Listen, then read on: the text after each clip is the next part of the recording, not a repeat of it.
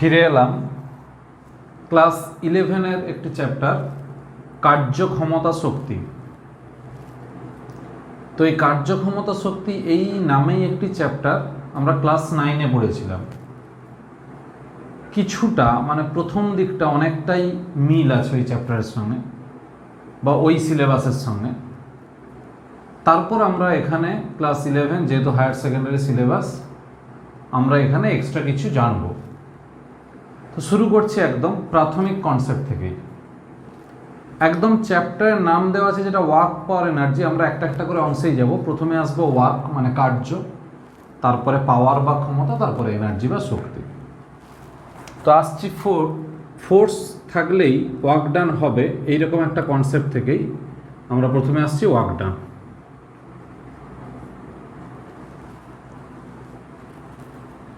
একটা বডির ওপর আমি যদি একটা ফোর্স দিই, এটা একটা বডি, তার উপর আমি একটা ফোর্স দিলাম। সিম্পলভাবে যদি বডিটা সরে এখানে চলে আসে, তাহলে ওর একটা ডিসপ্লেসমেন্ট হলো, মানে একটা সরণ হয়েছে এস। তাহলে যদি আমি একটা বডির উপর ফোর্স অ্যাপ্লাই করি এবং ওই বডিটার যদি কোনো ডিসপ্লেসমেন্ট হয়, অর্থাৎ আমরা কোনো একটা বস্তুর উপর বল প্রয়োগ করলাম, বস্তুর সরণ ঘটে গেল, সরে গেল, স্ট্রেট লাইন যে ডিসপ্লেসমেন্ট বা ডিস্টেন্স, সেটাকেই বলি আমরা ডিসপ্লেসমেন্ট। সেই বল প্রয়োগের জন্য যেহেতু সরণ হলো, আমরা বলবো যে এই ফোর্স মানে এই বল মানে এফ একটা ওয়ার্ক ডান করলো, অর্থাৎ একটা কার্য সম্পন্ন করেছে। তাহলে সেই কার্যের হিসাব কি হবে না, আমরা সিম্পলভাবে যেটা জানতাম এফ ইন্টু এস। পরবর্তীকালে আমরা যখন ভেক্টর শিখলাম, মানে এখন 11-এ আমরা কিন্তু এখন বলবো এফ ভেক্টর ডট এস। কেন? এবার আমরা ডেফিনেশনে আসি, সংজ্ঞাতে আসি। বলা আছে যে কোনো বস্তুর ওপর যদি আমরা বল প্রয়োগ করি, সেই বলের অভিমুখে যদি প্রয়োগ বিন্দুর সরণ ঘটে, অর্থাৎ বল এবং সরণ আমরা একই দিকে নিয়ে যেতে যাচ্ছি।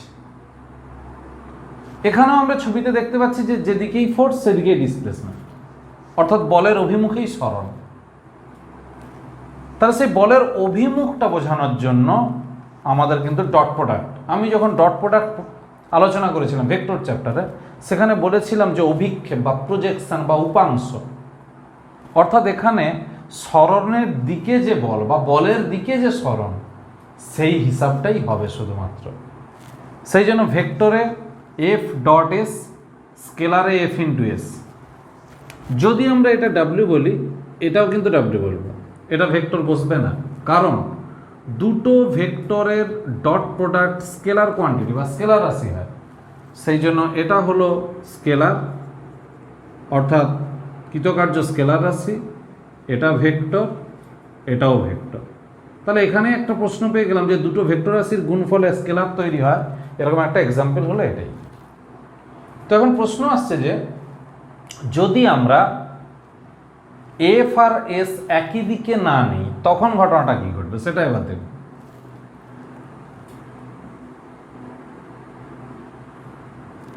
আমরা এইরকম একটা ফোর্স দিলাম, অর্থাৎ আমরা কোনো একটা ব্লককে মাঝে মধ্যে আমরা দেখি যে একটা দড়ি বেঁধে টান দিলাম, ব্লকটা কিন্তু ওই দিকে সরে যায় না, ব্লকটা সরে আসে এখানে, অর্থাৎ ব্লকের সরণ এটাই এস। তাহলে এখন প্রশ্ন হচ্ছে যে এই বল এবং সরণ, অর্থাৎ ফোর্স এবং এই ডিসপ্লেসমেন্ট, এদের মধ্যে একটা অ্যাঙ্গেল হচ্ছে থিটা। তাহলে এই ডিসপ্লেসমেন্ট বা সরণের দিকে বলের উপাংশ কত? তাহলে সরণের দিকে বলের উপাংশ সমান এফ কস থিটা। তাহলে এফ কস থিটা কিন্তু এই দিকে, এই বরাবর, আর এফ এই বরাবর। তাহলে এখন কৃতকার্য সমান হবে F cos theta into S. এখানে কোনো স্কেলার কোয়ান্টিটি বসছে না। আবার আমরা যদি W is equal to F dot S বলি, মানেই হলো এফ এস কস থিটা।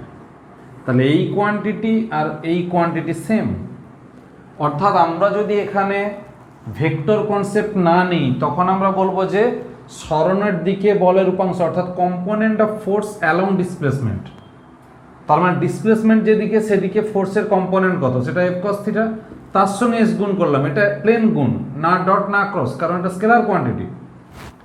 এখানে কিন্তু আমি ডট দিয়ে করেছি, তাহলে এফ ডট এস ভেক্টর মানে F vector dot S vector আমরা জানি F S cos theta, A vector dot B vector আমরা পড়েছিলাম এ বি কস থিটা।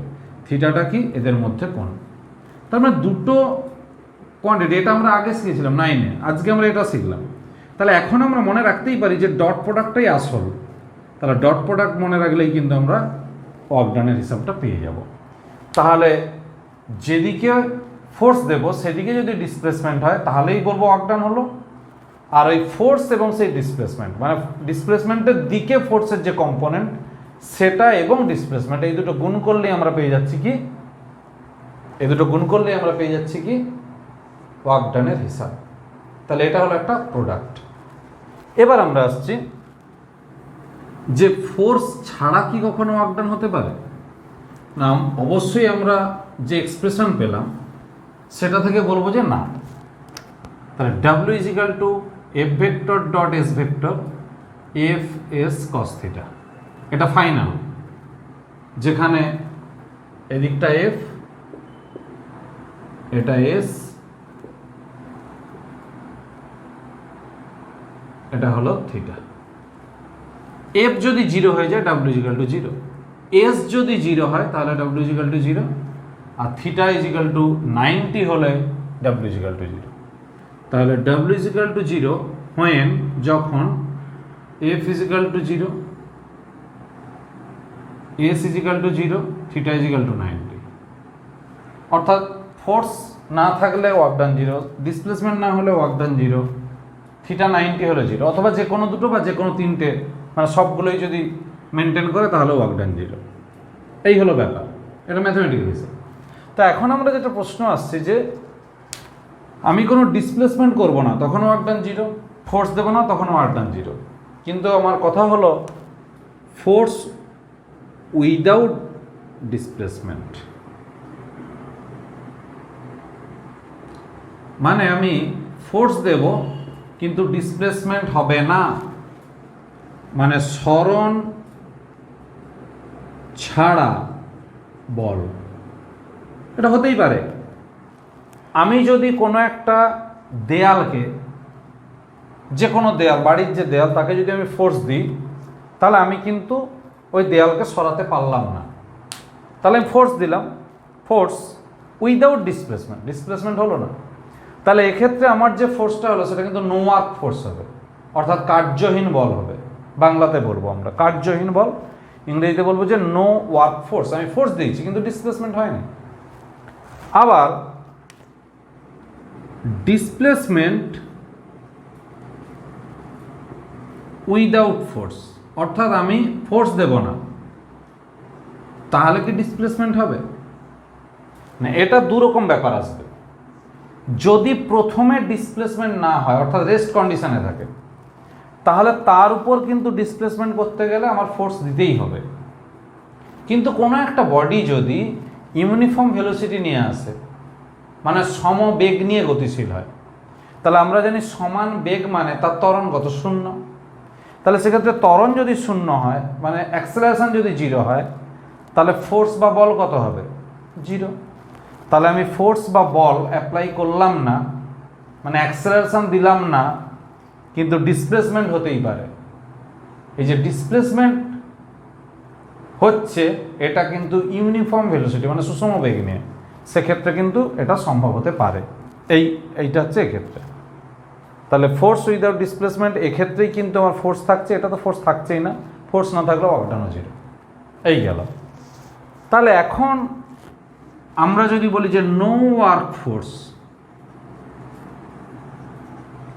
অর্থাৎ কার্যহীন বল, মানে আমরা যেগুলো পড়বো এখন এগুলো কিন্তু মুখস্থ বা ব্যাপারটা আমরা বই থেকে দেখে নিলাম, এই ব্যাপারটা নয়, তোমাকে কনসেপ্ট করতে হবে, ভেতর থেকে যেতে হবে। যদি তুমি একবার আইডিয়াটা করে নিতে পারো তাহলে তুমি নিজে নিজেই ডেফিনেশন করতে পারবে, নিজে নিজেই তার অঙ্কের হিসাবগুলো করতে পারবে। এগুলো নিজেকে করতে হবে, মানে আমরা বই পড়বো তবেই পারবো এরকম ব্যাপারটা নয়, নিজেকে একটু আইডিয়াও করতে হবে। যেমন কার্যহীন বল, তাহলে বল থাকছে, তাহলে বল যদি থাকে তাহলে এফ নট ইকুয়াল টু 0, তাহলে W is equal to 0 if theta is equal to 90 degree or S is equal to 0। তার মানে হয় ডিসপ্লেসমেন্ট 0 হতে হবে, নাহলে থিটা 90 ডিগ্রি হতে হবে। তো আমরা এক্ষুনি যে এক্সাম্পলটা দিলাম যে S0 মানে ডিসপ্লেসমেন্ট 0, সরবে না, আমি একটা দেওয়ালে ফোর্স দিলাম, সরছে না, তখন তাহলে ওয়ার্ক ডান 0, সেক্ষেত্রে এই ফোর্সটাকে বলবো নো ওয়ার্ক ফোর্স বা কার্যহীন বল। অথবা এরকম হয়, আমরা ছোটবেলায় পড়েছিলাম যে এটা একটা ব্যক্তি মানে একজন লোক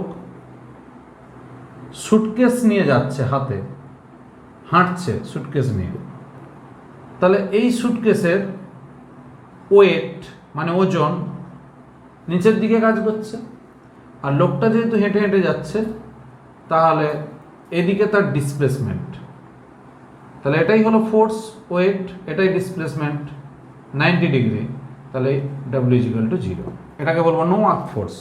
তাহলে কোনো একটা লোক যদি সুটকেস নিয়ে, আমরা এটা জানি যে সুটকেস নিয়ে অনুভূমিক পথে হাঁটে, এটা আমাকে বলতে হবে, মানে হরাইজন্টাল পাথে তাকে হেঁটে যেতে হবে, তবেই অ্যাঙ্গেলটা হবে 90 ডিগ্রি।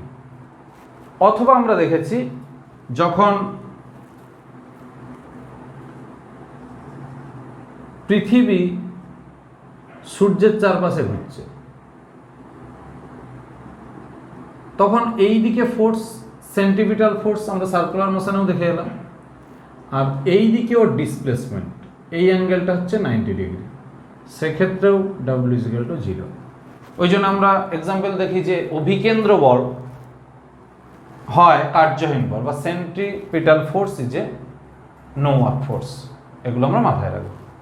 এবার আসছি ওয়ার্ক ডান বাই ফোর্স, মানে বল দ্বারা কৃতকার্য, এবং ওয়ার্ক ডান এগেনস্ট ফোর্স, বলের বিরুদ্ধে কৃতকার্য।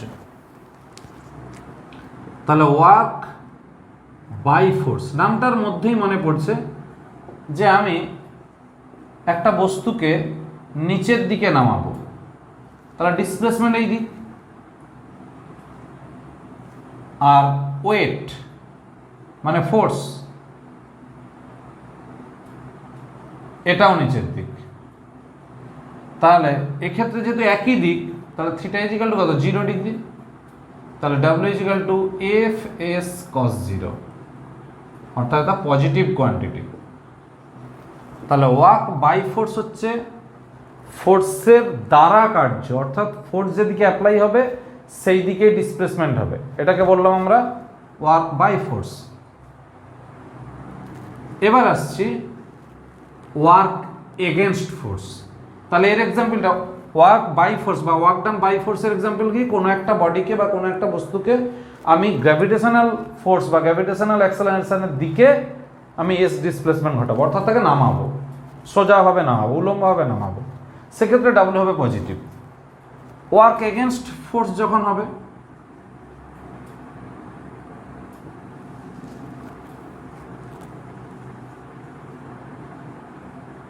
এগেনস্ট ফোর্স, তখন কি হচ্ছে আমার ডিসপ্লেসমেন্ট হবে নিচ থেকে উপরের দিক, আমি উপরে তুলছি কোনো একটা বডিকে, ভার্টিক্যালি আমি উপরে তুলব, মানে উলম্বভাবে উপরের দিকে তুলছি, সেক্ষেত্রে এস এবং ওয়েট মানে ফোর্স এবং ডিসপ্লেসমেন্ট এদের মধ্যে অ্যাঙ্গেল হবে 180 ডিগ্রি, তাহলে cos 180 এটা হলো নেগেটিভ, তাহলে নেগেটিভ ফোর্স এটা, তাহলে ওয়ার্ক ডান এগেনস্ট ফোর্স এটা হবে নেগেটিভ ফোর্স, তাহলে পজিটিভ ফোর্স নেগেটিভ ফোর্স, এবং work done by force work done against force একই কনসেপ্টে আসবে, ঠিক আছে।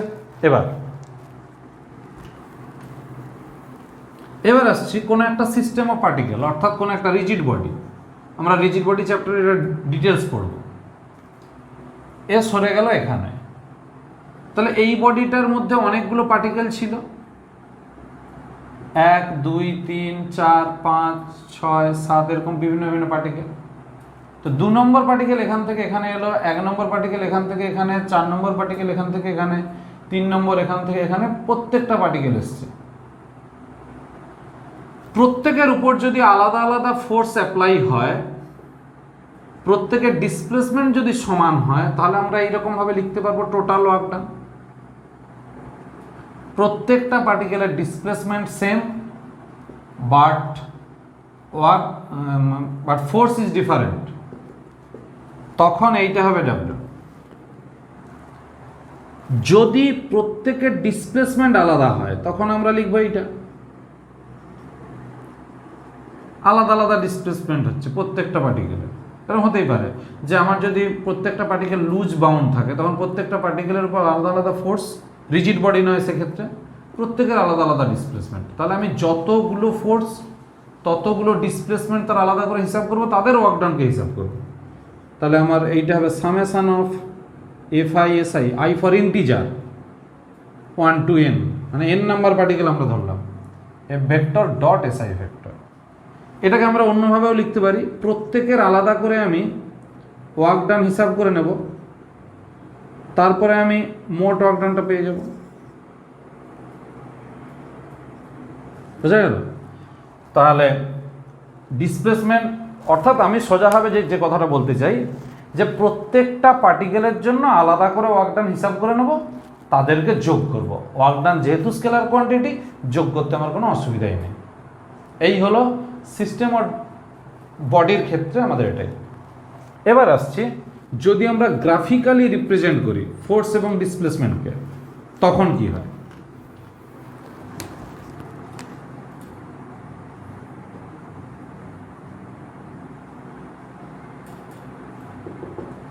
ধরলাম একটা বডির উপর ফোর্স অ্যাপ্লাই হচ্ছে, যতক্ষণ ডিসপ্লেসমেন্ট হচ্ছে ফোর্সের ভ্যালু একই, অর্থাৎ এটাকে বলবো আমরা কনস্ট্যান্ট ফোর্স। তাহলে work done is equal two Fs।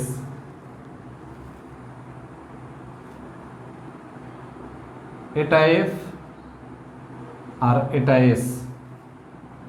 তাহলে এরিয়া অফ রেক্ট্যাঙ্গেল,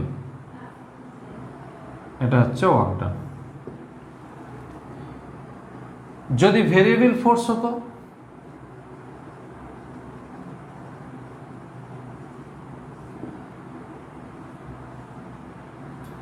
এটা F এটা S এই দিক, তখন এইটা হতো ওয়ার্ক ডান এর এরিয়া।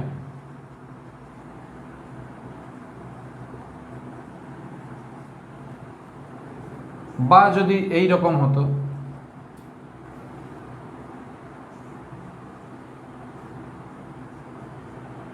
তখন এই এরিয়া হতো ওয়ার্ক ডান। অর্থাৎ একটা জিনিস আমরা ক্লিয়ার করব যে area of Fs graph is work done. Fs গ্রাফের এরিয়াটাই ওয়ার্ক ডান ডিনোট করে। তো আমরা এক্ষেত্রে যে এরিয়াটা, সেটা কিন্তু ট্রাপিজিয়ামের এরিয়া আমরা ক্যালকুলেট করব। এখানেও ট্রাপিজিয়াম। যদি আমরা দেখতাম যে ফোর্সটা এইরকম হয়ে গেছে, কমতে কমতে জিরো হয়ে গেছে, তখন আমরা এটা ট্রায়াঙ্গেল পেয়ে যেতাম। অর্থাৎ যেমন আমি জিওমেট্রিক্যাল শেপ পাবো এরিয়ার, তেমন তার ফর্মুলা লাগিয়ে দিয়ে বা তার সূত্রটা লাগিয়ে দিয়ে আমি ক্ষেত্রফলটা বা এরিয়াটা বের করে নেব। সেই যে ক্ষেত্রফলের ভ্যালুটা পাবো সেটাই হবে ওয়ার্ক ডান। আর এককটা ঠিক করবো আমরা F এবং S কোন কোন ইউনিটে দেওয়া আছে তার উপর ডিপেন্ড করে। এবার প্রশ্ন আসছে যে যদি F S এর ফাংশন হয়, মানে ভেরিয়েবল ফোর্স,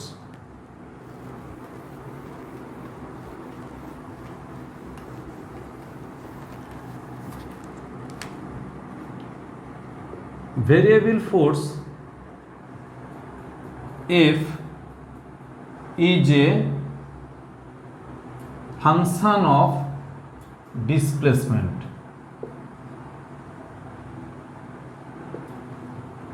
সেক্ষেত্রে কি হবে? F সমান Fx, তখন ওয়ার্ক ডান আমরা DW ধরবো। কেন না, যেহেতু এটা এক্স এর ফাংশন, তখন আমাকে খুব ছোট্ট অংশ ধরতে হবে। কিরকম? ছবিতে যদি আমরা দেখি তাহলে এটা F, এটা x তখন ডিসপ্লেসমেন্ট ধরেছি, এইখান থেকে এই ছোট্ট আমরা dx ধরব। এই dx এরিয়াতে, dx লেন্থে dxটা এতটাই ছোট ধরবো যে ওই dx ভ্যালুতে f এর ভ্যালুটা ফিক্সড।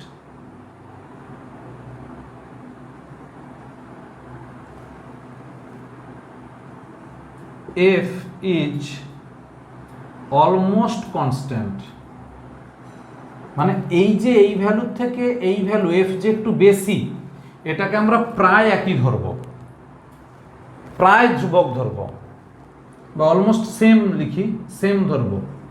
তখন সেক্ষেত্রে কি হবে, ডিডাব্লিউ is equal to F x dx. তাহলে ইন্টিগ্রেশন ডিডাব্লিউ করে দিলে কি পাবো, পুরোটা ডাব্লিউ পেয়ে যাব।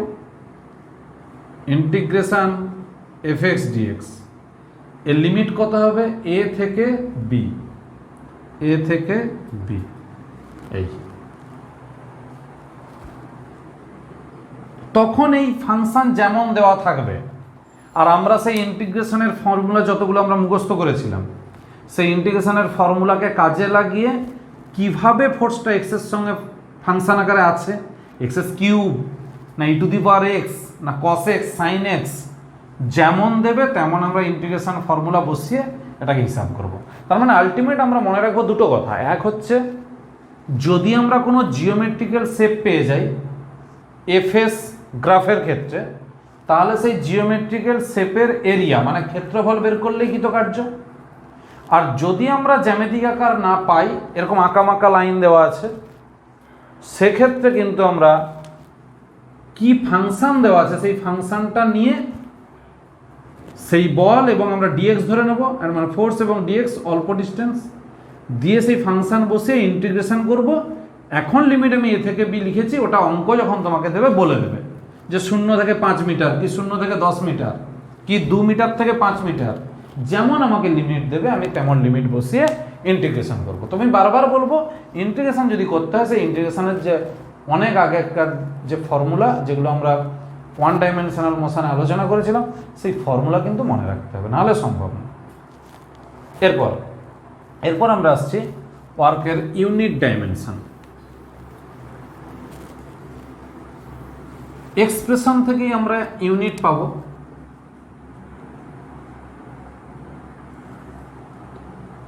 ইউনিট দু রকম ইউনিট ছিল, একটা অ্যাবসলিউট অর্থাৎ পরম একক, আর একটা ছিল গ্র্যাভিটেশনাল ইউনিট অভিকর্ষী একক। যদি এসআই হয়, আমরা এখান থেকে কি দেখছি, এসআই হলে ফোর্সের একক নিউটন হয়, ডিসপ্লেসমেন্টের একক হয় মিটার। তাহলে নিউটন মিটার মানে হবে joule, newton metre or joule. এটাই যখন গ্র্যাভিটেশনালে যাবে তখন হবে কেজি মিটার বা কিগ্রা মিটার বাংলায়। সিজিএস ডাইন সেমি, যেটাকে আমরা বলি আর্গ, এখানে বলবো গ্রাম সেমি।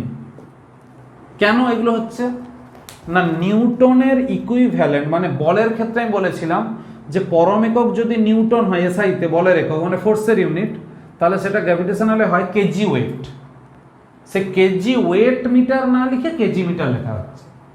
ওখানে যেটা ছিল ডাইন, তার ইকুইভ্যালেন্ট ছিল গ্র্যাভিটেশনাল ইউনিটে গ্রাম ওয়েট, তাহলে গ্রাম ওয়েট সেমি না লিখে গ্রাম সেমি লেখা হলো। এফপিএসও সেম, এটা হবে ডাইন সেমি ছিল, তাহলে এখানে কি হওয়া উচিত, পাউন্ডাল ফুট, পাউন্ডাল ফুট, কিন্তু ওটা লেখা হয় উল্টো, ফুট পাউন্ডাল। একমাত্র এপিএস এর ক্ষেত্রে উল্টে যায়, ফুট পাউন্ডাল, ঠিক আছে। আর এখানে হবে পাউন্ড ফুট না হয় ফুট পাউন্ড। এটা একটা বলি, বাংলাতে যখন আমরা লিখবো ফুট পাউন্ডাল, ফুট পাউন্ড বানান করে, কিন্তু ইংরেজিতে যখন লিখবো ফুট পাউন্ডালের বেলা আমরা স্পেলিং করছি, কিন্তু পাউন্ডের বেলা আমরা এলবি লিখবো, ফুট পাউন্ড। এরপর আমরা অ্যাবসলিউট থেকে যদি গ্র্যাভিটেশনে যেতে চাই, তাহলে জি দিয়ে ভাগ করব, আর গ্র্যাভিটেশন থেকে যখন অ্যাবসলিউটে আসবো তখন ইনটু জি। জি মিনস এইটাতে জি কত ছিল আমরা জানি 9.8 মিটার পার সেকেন্ড স্কোয়ার, এটাতে হবে 980 সেমি পার সেকেন্ড স্কোয়ার, এটাতে হবে 32 ফুট পার সেকেন্ড স্কোয়ার। এই প্রসেস আমরা মনে রেখে দেবো। তাহলে যে কোনো মুহূর্তে আমরা অ্যাবসলিউট থেকে গ্র্যাভিটেশনাল, গ্র্যাভিটেশনাল থেকে অ্যাবসলিউট ইউনিটে আসতে পারবো। আর ডাইমেনশনটা কি, মাত্রা কি হবে? ওয়ার্ক ডান এর মাত্রা হবে ফোর্সের মাত্রা, মানে M L T to the power -2, displacement হবে এল, হিসাব করলে হয় M L square T to the power -2। এই হলো ডাইমেনশন। ডাইমেনশনকে আমরা থার্ড ব্র্যাকেট দিয়ে লিখতেও পারি, নাও পারি, এখন অতটা নাম্বার কাটে না, তবু উচিত এটা, কিন্তু আমরা অনেক সময় লিখি না। এই হলো। এরপর আমরা আসবো পাওয়ার। তাহলে ওয়ার্ক ডানের যা কনসেপ্ট সেটা আমরা আলোচনা করলাম। এবার আমরা নেক্সট ডেটে দেখবো যে বিভিন্ন বিভিন্ন ক্ষেত্রে ওয়ার্ক ডানগুলো কেমন কেমন হয়। আজকে আমরা প্রাইমারি কনসেপ্টগুলো নিচ্ছি, এবার আমরা আসছি পাওয়ার।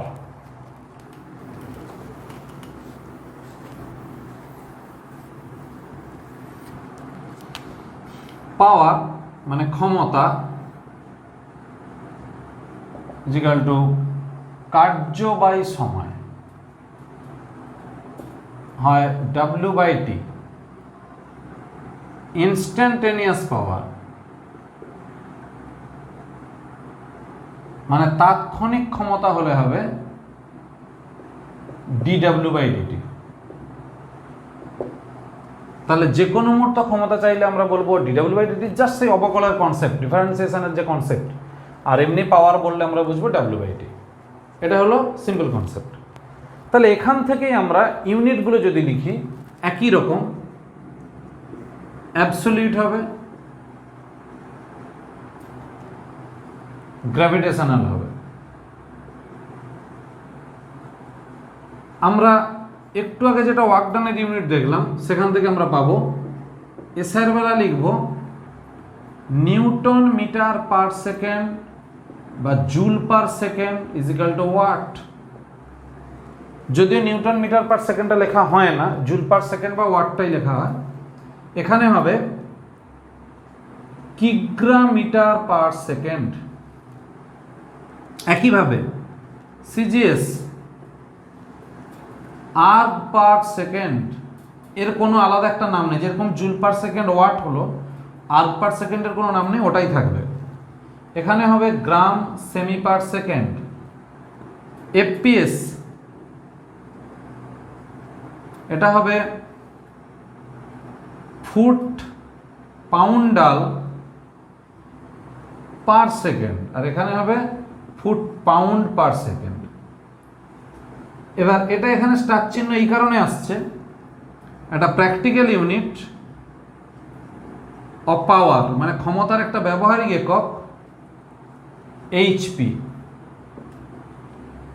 1 HP horse power, HP mean horse power, যেটাকে আমরা চলতি কথায় বলে থাকি ঘোড়া, হর্স নাম থেকে এসছে। আমরা এখনো বিভিন্ন মেশিনারি যন্ত্রপাতিগুলো, জল সেচন করার মেশিন হোক বা অন্য যে কোনো মেশিন, পাওয়ার টিলার বা এই ধরনের, এগুলো সব ঘোড়াতে হিসাব হয় যে কত এইচপির মেশিন। 1 এইচপি হয় 550 বা 550 ফুট পাউন্ড পার সেকেন্ড। তার মানে এইচপি আসলে হলো ক্ষমতার মানে পাওয়ারের গ্র্যাভিটেশনাল ইউনিট এফপিএস ইউনিটে, এফপিএস সিস্টেমে। এফপিএস সিস্টেমে গ্র্যাভিটেশনাল ইউনিট কত ছিল? Foot pound per second. এইরকম 550 ফুট পাউন্ড পার সেকেন্ড হলে তাকে আমরা বলবো এইচপি বা হর্স পাওয়ার। এইটা আমাদের খুব কাজে লাগে এবং অঙ্কের ক্ষেত্রে মানে এইচএস লেভেলে অঙ্ক দিলে বেশিরভাগই কিন্তু এটা কাজে লাগবে। আমরা মাথায় রাখবো যে ফুট, আমরা এফপিএসেরই অঙ্ক করলাম, কিন্তু ফুট পাউন্ডাল পার সেকেন্ডে রাখলে তোমার অ্যান্সার মিলবে না। ওকে অবশ্যই গ্র্যাভিটেশনাল ইউনিটে নিয়ে যেতে হবে। এবং তার জন্য আমাদের উপায় কী ছিল? আগেও বলেছি, আবারও বলছি যে যদি আমরা অ্যাবসলিউট মানে পরম একক থেকে গ্র্যাভিটেশনাল মানে অভিকর্ষীয় এটাতে যদি যেতে চাই তাহলে ভাগ করব জি দিয়ে, আর যদি এটাতে আসতে চাই তাহলে আমরা গুণ করব জি দিয়ে, অর্থাৎ গ্র্যাভিটেশন বা অভিকর্ষীয় একক থেকে যদি পরম এককে আসতে চাই তাহলে আমরা মানে ট্রান্সফার করতে যাইব, তখন আমরা জি দিয়ে গুণ করব, পরম একক থেকে অভিকর্ষীয় এককে গেলে জি দিয়ে ভাগ করব। এটা আমরা মনে রাখলাম, জি মিনস ওই সিস্টেমের জি যা হবে। এবার আসছে ডাইমেনশন মানে মাত্রা। মাত্রা কি হবে? W/T, কার্যের বা ওয়ার্ক ডানের আমরা মাত্রা দেখলাম বা ডাইমেনশন দেখলাম ml² T⁻²2 বাই টি, তাহলে হবে ml² T⁻³ এই হলো মাত্রা। এবার আমরা আসছি এই যে পাওয়ারের ক্ষেত্রে একটা W/T একটা dW/T, এখান থেকে আমরা দুটো পাওয়ারের এক্সপ্রেশন আমরা মনে রাখবো, সেটাতে আস মুছে দিলাম এটা।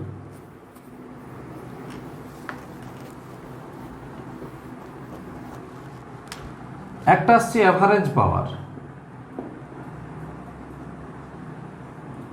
পি অ্যাভারেজ সমান W/T। তাহলে এখানে অ্যাভারেজ কথাটা এসছে এই কারণে, তাহলে নিশ্চয়ই ওয়ার্ক ডানের অ্যামাউন্টটা চেঞ্জ হয়।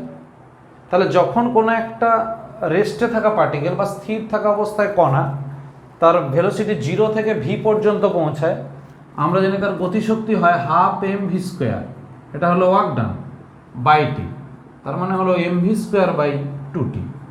এটাই হলো পি অ্যাভারেজ বা অ্যাভারেজ পাওয়ার। আর ইনস্ট্যান্টেনিয়াস পাওয়ার মানে তাৎক্ষণিক ক্ষমতা, এটাকে বলবো গড় ক্ষমতা আর এটাকে বলবো তাৎক্ষণিক ক্ষমতা। মানে যে কোনো মুহূর্তে যদি চাই তাহলে আমরা কি লিখব? পি ইনস্ট্যান্টেনিয়াস সমান dW/dt সমান ddt অফ W জায়গায় 12 mv², m কনস্ট্যান্ট তাই জন্য আমরা লিখবো 12m বাইরে, v² হবে কত? 2v dV/dt, v এর রেসপেক্টে ডেরিভেটিভ 2 কেটে যাবে, mv dV/dt। যেহেতু ইনস্ট্যান্টেনিয়াস আমরা খুব অল্প সময় ধরছি ডিটি, এই ডিটি সময়ে ডিভির ভ্যালুটা কনস্ট্যান্ট থাকে বলে dV/dt-কে আমরা v/t লিখছি। তাহলে আমরা কি করলাম? dV/d-কে v/t লিখলাম। তাহলে পি ইনস্ট্যান্টেনিয়াস মানে তাৎক্ষণিক ক্ষমতা হবে mv ইন্টু v/t, তার মানে হলো mv²/t। এই mv²/2t আর mv²/t, এই হলো রাশিমালা। এবার আমরা আসছি এনার্জি। তাহলে পাওয়ারেরও কনসেপ্ট আমরা বললাম।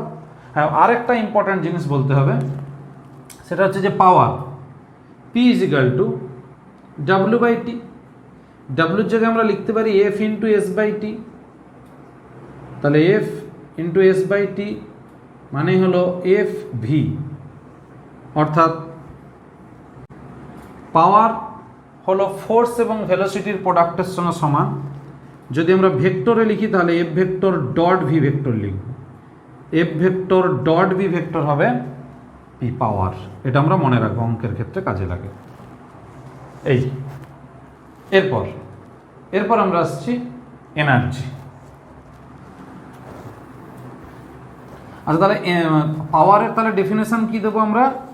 না, রেট অফ ওয়ার্ক ডান বা রেট অফ এনার্জি বা এনার্জি পার ইউনিট সেকেন্ড, সেটাকেই বলবো পাওয়ার। এবার আমরা energy,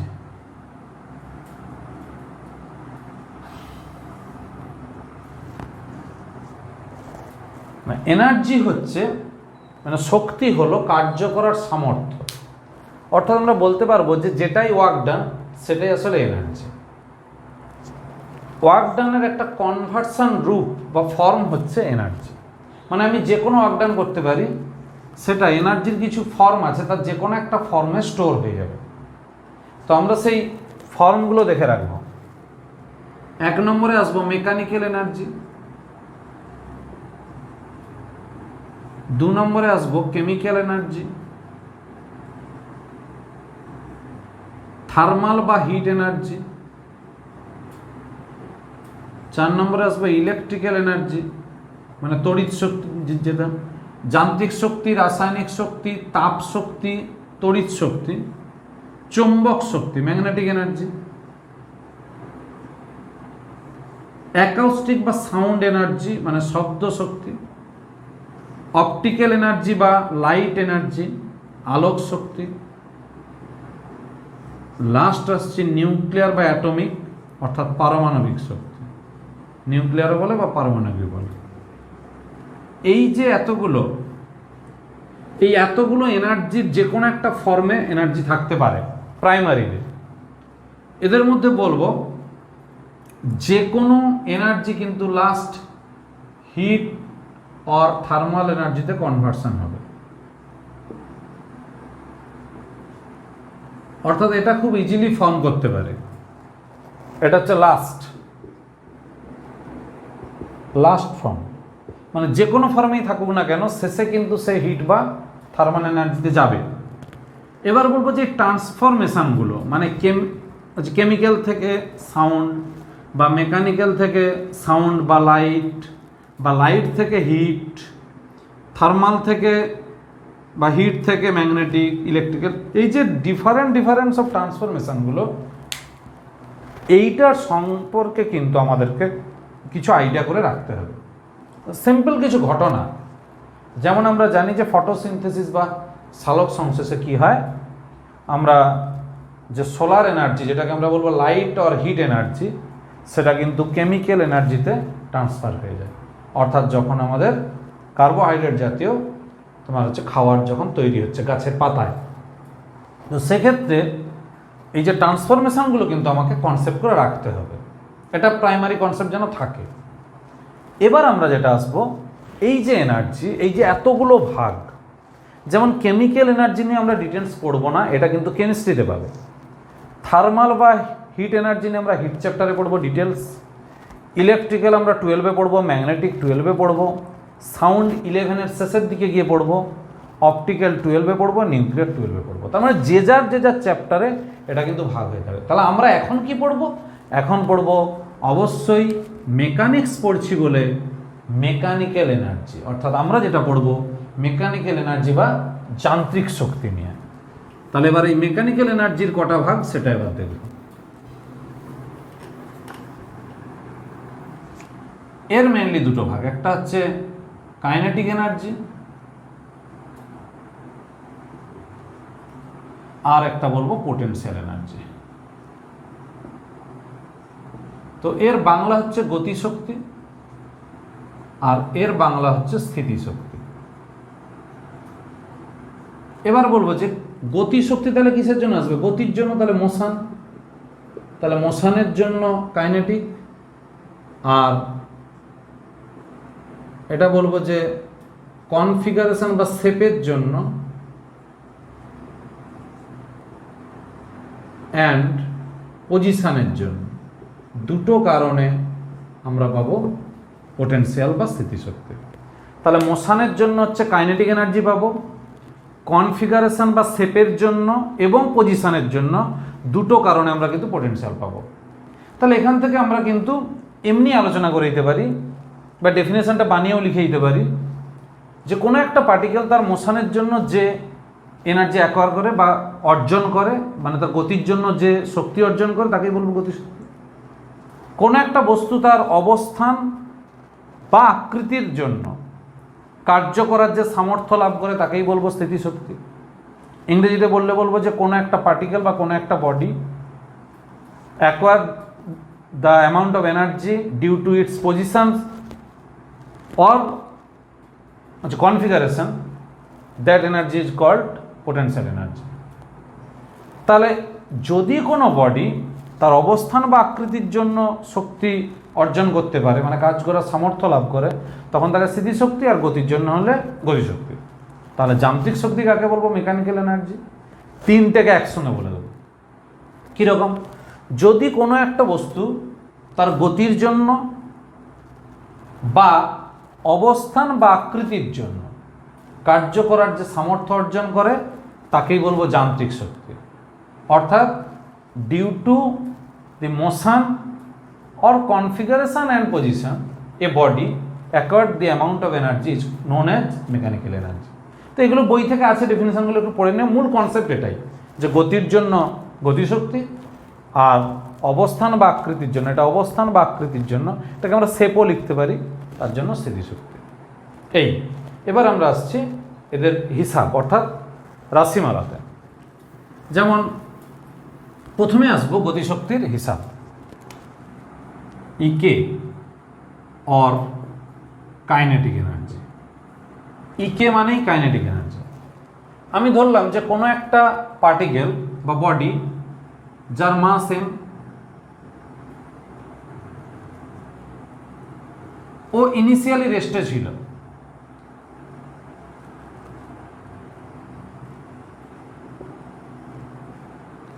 after displacement s the velocity becomes v। তার মানে আমরা ধরে নিচ্ছি যে একটা m ভরের বস্তু প্রথমে স্থির ছিল, অর্থাৎ স্থির অবস্থায় ছিল, এস সরণ ঘটলো, এস সরণ ঘটার পরে ও বেগ অর্জন করলো কত, ভি। তাহলে আমরা ধরতেই পারি যে এক্ষেত্রে অ্যাক্সেলারেশন এ, মানে ত্বরণটা এ। তাহলে আমরা ইকুয়েশনটা লিখবো V square is equal two 0² plus 2as। তাহলে এখান থেকে এস ইজ ইকুয়াল টু পেয়ে গেলাম v²/2a। নাও তাহলে কাইনেটিক এনার্জি বা গতিশক্তি এই ওয়ার্ক ডান, কারণ আমরা বলেইছিলাম যে কাজ করার সামর্থ্যকে শক্তি বলে। তাহলে ওয়ার্ক ডান মানে কত, এফ এস মানে এম এ এস, তাহলে এম এ ইন্টু v²/2a। এ কেটে গেল, হাফ এম v²। তাহলে হাফ ইন্টু মাস ইন্টু মানে ভর ইন্টু ভেলোসিটির স্কোয়ার মানে বেগের বর্গ, মানে হাফ ইন্টু ভর ইন্টু বেগের স্কোয়ার, এটাকেই বলবো কাইনেটিক এনার্জির এক্সপ্রেশন। তাহলে আমরা এবার থেকে মনে রাখবো EK is equal to half M v²। এটাকে অনেক সময় কে দিয়ে লেখা হতে পারে, অনেক সময় কাইনেটিক এনার্জি দিয়ে লেখা হতে পারে, মানে কেই, যা খুশি লিখি না কেন হাফ এম v² হবে গতিশক্তি বা কাইনেটিক এনার্জির এক্সপ্রেশন। এবার আসছে এর সঙ্গে মোমেন্টাম বা ভরবেগের সম্পর্ক।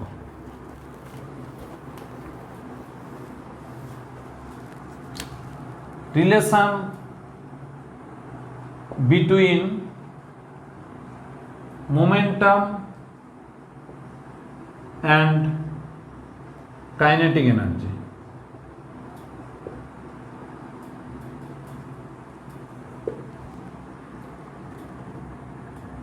কে দিয়ে লিখছি বা ইকে দিয়ে লিখি, EK is equal to half M v²। আর পি মোমেন্টাম, পি হচ্ছে মোমেন্টাম, একে লিখবো এম ভি দিয়ে, এম ইন্টু ভি। তাহলে এটা লিখতে পারি হাফ ইন্টু m² v²/m, মানে হলো এম ভির হোল স্কোয়ার বাই 2m সমান p²/2m ইকে। তাহলে p² is equal two 2m E K, p is equal two √2m ইকে। এই ফর্মুলা আর এই ফর্মুলা দুটো সেম, উল্টোভাবে রাখা আছে। এই দুটো very much important for problem, মানে আমরা যদি অঙ্ক করতে চাই এই দুটো ফর্মুলার যে কত জায়গায় কিভাবে লাগবে সেটা আমরা বুঝতে পারবো না। এবার আমরা এই রিলেশন থেকে আমরা একটু গ্রাফটা দেখব কীরকম হয়। যেমন আমি এই ইকুয়েশন থেকে বলতেই পারি যে এইদিকে ইকে আর এইদিকে পি, তাহলে এই গ্রাফ হবে, কারণ ইকে তার পাওয়ার হলো 1, পি এর পাওয়ার হলো 2। তাহলে একটা একঘাত একটা দ্বিঘাত, তাহলে অধিবৃত্তাকার মানে হচ্ছে প্যারাবোলা। এই এবার আসছি, যদি এটা রুট ই হতো, রুট ইকে, আর এদিকে যদি পি থাকতো, তাহলে আমরা কিন্তু এই রকম গ্রাফ পেতাম। তখন এটা হবে straight line passing through origin.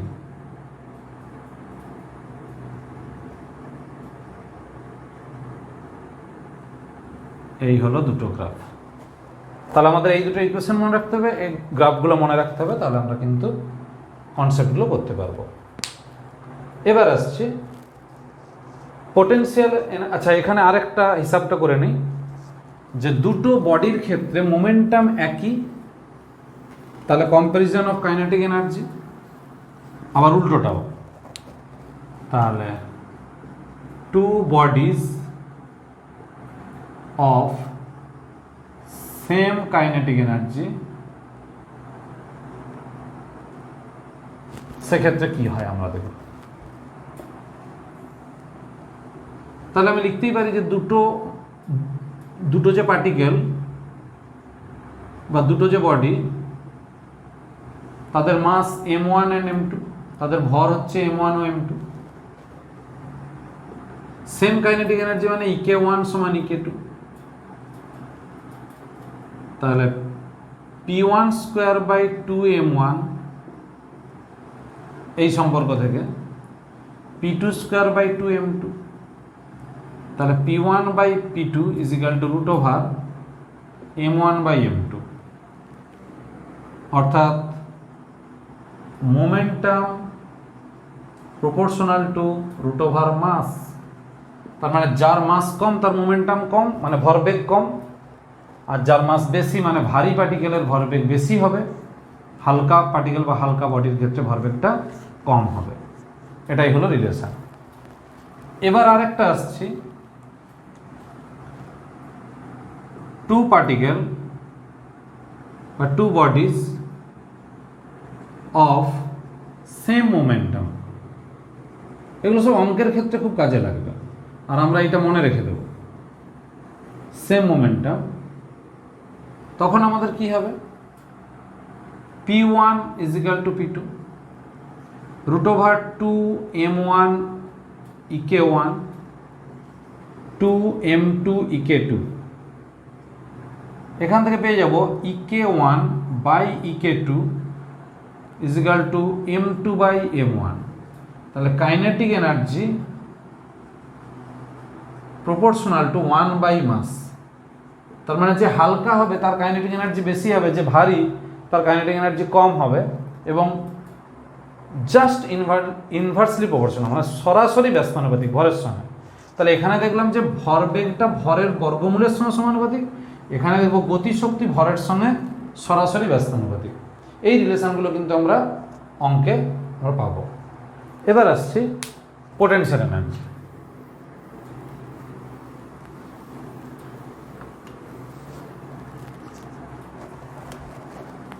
Potential যেরকমভাবে আমরা কাইনেটিক এনার্জির হিসাব করলাম, এরকমভাবে পোটেনশিয়াল এনার্জিরও হিসাব হয়। তো আমরা এর দুটো আগে এক্সাম্পল দিই। একটা হচ্ছে ছিল কনফিগারেশন, মানে আকৃতির জন্য, আর একটা ছিল পজিশন। তো এখানে আমরা পজিশন যখনই ভাববো তখনই আমাদেরকে ভাবতে হবে যে কোনো একটা ফোর্সের এগেনস্টে অর সেই দিকে। সেই জন্য পজিশনের ক্ষেত্রে আসবে আমাদের গ্র্যাভিটেশনাল পোটেনশিয়াল এনার্জি। অর্থাৎ আমরা গ্র্যাভিটেশনাল ফোর্সের এগেনস্টে তুলব বা নামাবো। যদি আমরা উপরের দিকে তুলি তাহলে নেগেটিভ হবে, যদি নিচের দিকে নামাই তাহলে পজিটিভ হবে, সেই কনসেপ্ট। তো এই গ্র্যাভিটেশনাল পোটেনশিয়াল এনার্জি অনেক রকম হিসাব হয়। যদি আমরা ওয়ার্ক ডানের কনসেপ্ট থেকে ধরি তাহলে আমরা positive work done, negative work done এটা ধরতে পারি। তো আমরা যে ওয়ার্ক ডানটা ধরি উপরের দিকে তুললে সেক্ষেত্রে কি হয়, নেগেটিভ ওয়ার্ক ডান। আমরা যে নেগেটিভ ওয়ার্ক ডানটা করবো সেটা কিন্তু পোটেনশিয়াল এনার্জিতে হবে পজিটিভ হিসাবে। আসছে এই ব্যাখ্যাতে। তার আগে আমরা কনফিগারেশনটা ভাববো, যে কোনো কিছুর শেপ চেঞ্জ হলে, এক্সাম্পল কি ছিল, ছোট ছেলে মেয়েদের বা বাচ্চাদের খেলনা। আমরা দেখতাম যে ছোটবেলায় কিছু দম দেওয়া খেলনা থাকতো, অর্থাৎ একটা চাবি ঘুরিয়ে দিলে ওর মধ্যে একটা স্প্রিং থাকতো, স্প্রিংটা ছোট হয়ে যেত, অর্থাৎ কম্প্রেস হয়ে যেত। তখন ওই শেপের চেঞ্জের জন্য ওর মধ্যে একটা এনার্জি স্টোর হয়ে যেত। এনার্জিটা কী করে স্টোর হতো, আমি যে অবদানটা করেছি চাবি ঘুরিয়ে, সেই এনার্জিটা স্টোর হতো। তারপর ওটাকে ফ্রি করে দিলে, মানে ছেড়ে দিলে, ওই খেলনা তখন অটোমেটিক চলতে থাকতো। তাহলে কনফিগারেশনের হিসাব আমরা করব। তার আগে পজিশনের ক্ষেত্রে বলি গ্র্যাভিটেশনাল পোটেনশিয়াল এনার্জি। এটা হলো আমাদের রেফারেন্স প্লেন, মানে যে প্লেনে বডিটা থাকলে তার আমরা পোটেনশিয়াল এনার্জি ধরবো 0। এই দিকে তার ওয়েট কাজ করে, আমি একে কি করলাম, সোজা উপরের দিকে তুলে দিলাম।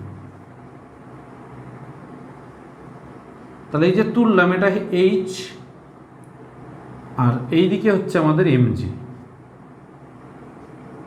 ফোর্স। তাহলে ফোর্স এবং ডিসপ্লেসমেন্ট দুটো কিন্তু অপোজিট ডিরেকশন হলো। ভালো করে এখানে কনসেপ্টটা করবে, work done is equal to force into displacement. সমান এমজি ইন্টু এইচ, কিন্তু এটা নেগেটিভ কেন, অপোজিট ডিরেকশনে আছে। পোটেনশিয়াল এনার্জি মনে রাখবো আমরা, যে এনার্জিটা ওর মধ্যে অ্যাকোয়ার হবে, মানে ওর মধ্যে জমা হবে, অর্থাৎ আমি বডিটাকে তুলবো, যে এনার্জিটা ওর মধ্যে জমা হবে, তাহলে আমি যে ওয়ার্ক ডান করলাম তার উল্টো কনসেপ্টে ওর মধ্যে জমা হবে। অর্থাৎ আমি যদি ওয়ার্ক ডান করি পজিটিভ, তখন ওর মধ্যে যাবে নেগেটিভ। আমি যদি নেগেটিভ ওয়ার্ক ডান করি, তখন ওর মধ্যে পোটেনশিয়াল এনার্জি হবে পজিটিভ। তাহলে potential energy is equal two negative work done is equal to minus of minus mgh is equal to mgh। অর্থাৎ পোটেনশিয়াল এনার্জি বা স্থিতিশক্তির ফর্মুলা হলো mgh। অবশ্যই এটা গ্র্যাভিটেশনাল।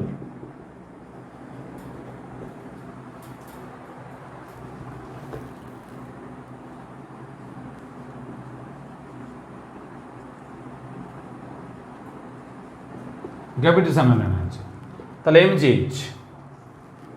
তাহলে রেফারেন্স প্লেন থেকে যদি আমি উপরের দিকে তুলি তখন হচ্ছে mgh।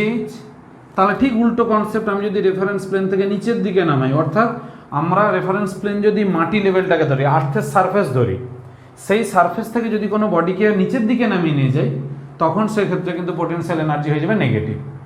তাহলে পোটেনশিয়াল এনার্জি কিন্তু নেগেটিভ হতে পারে। কখন? সেটা ডিপেন্ড করবে রেফারেন্স প্লেনের ওপর।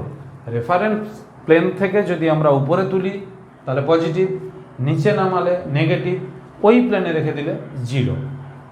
আর কাইনেটিক এনার্জি কখনো নেগেটিভ হতে পারবে না, কারণ ওর ফর্মুলা হচ্ছে half M V square. V negative হতে পারে, ভেলোসিটি উল্টো ডিরেকশন হলে নেগেটিভ হয়ে গেল, কিন্তু ভি স্কোয়ার আছে তো তখন মাইনাস ভি এর হোল স্কোয়ার হবে। আলটিমেট কিন্তু half M V square quantity বা রাশিটা সবসময়ের জন্য পজিটিভ থাকবে। সেই জন্য গতিশক্তি কখনো নেগেটিভ হতে পারে না, এটা সবসময়ের জন্য পজিটিভ। এবার তাহলে এটা আমরা পজিশনের জন্য যে স্থিতিশক্তি বা পোটেনশিয়াল এনার্জি সেটা হিসাব করলাম। এবার আমরা আসছি যে পোটেনশিয়াল এনার্জি, এই যে এক্সপ্রেশন mgh করলাম, এটা আমাকে দেখাতে হবে যে independent of path. Potential energy, এটা গ্র্যাভিটেশনাল লিখি আরো ভালো হয়, ইজ ইন্ডিপেন্ডেন্ট অফ পাথ, মানে আমি কোন পথে তাকে আমি তুলছি তার উপর ডিপেন্ড করছে না। যেমন 1 নম্বর কেস, আমি একটা বডিকে এখান থেকে এখানে তুললাম, তাহলে কেস 1 ইপি বা potential energy is equal two mgh। Case 2 আমি এই হাইটে তুলব,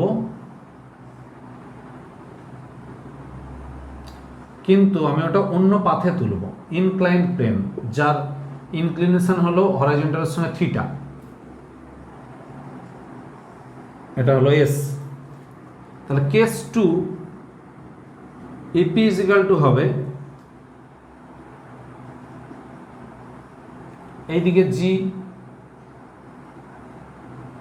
এটা থিটা, এদিকে জি কস থিটা, এইদিকে কাজ করছিল জি সাইন থিটা। এটা আমরা ফ্রিকশন চ্যাপ্টারে দেখেছিলাম। তাহলে ইপি ইজ ইকুয়াল টু হবে M G sine theta into S. M G, এটা সাইন থিটা, সাইন থিটার জায়গায় আমরা লিখতে পারবো এইচ বাই এস, ওই ফিগার থেকে এস এস কেটে গেল mgh। তাহলে in both case 1 and 2 EP is equal to mgh, এটা কনস্ট্যান্ট একই। অর্থাৎ আমরা বলতেই পারি যে 1 নম্বর ক্ষেত্রে, এটা 2 নম্বর, 1 নম্বর ক্ষেত্রে আমি যখন সোজাসুজি একটা বডিকে এম মাসের একটা বডিকে উপরের দিকে তুলছি এই সাইডে, তখন সেক্ষেত্রে কিন্তু তার পোটেনশিয়াল এনার্জি বা ইপি mgh, যখন আমি একটা ইনক্লাইন প্লেন বরাবর তুলছি তখন হচ্ছে mg sin থিটা s, কিন্তু ক্যালকুলেশন থেকে আমাদের দাঁড়িয়ে গেল হয়তো mgh। তার মানে আমি সোজাসুজি এই সাইডে তুলি বা আমি এই পথে এই সাইডে তুলি, ডিপেন্ড করবে আমি কোন পথে তুলছি তার উপর নয়, কতটা হাইটে তুলছি তার উপর, অর্থাৎ ডিপেন্ড করবে এইচ এর উপর, ইন্ডিপেন্ডেন্ট অফ পাথ। তাহলে potential energy is independent of path, দুটোই সেম দাঁড়িয়ে গেল।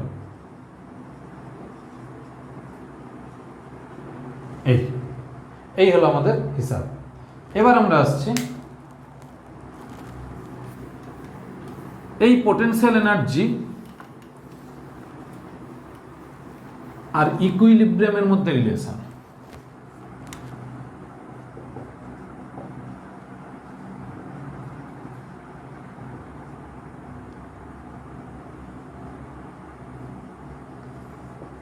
when potential energy is minimum, then equilibrium is maximum।